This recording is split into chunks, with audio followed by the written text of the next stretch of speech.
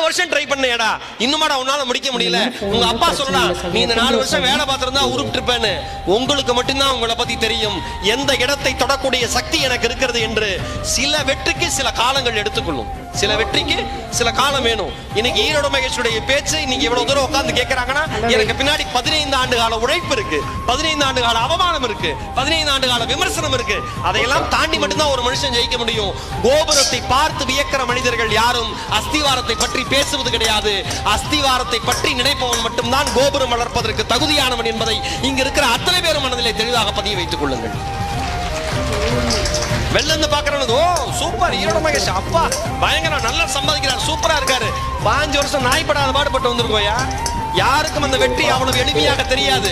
ஒரு விஷயம் நம்மால எல்லாம் வச்சிருக்கான்.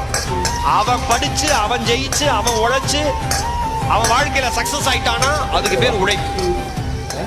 அவன்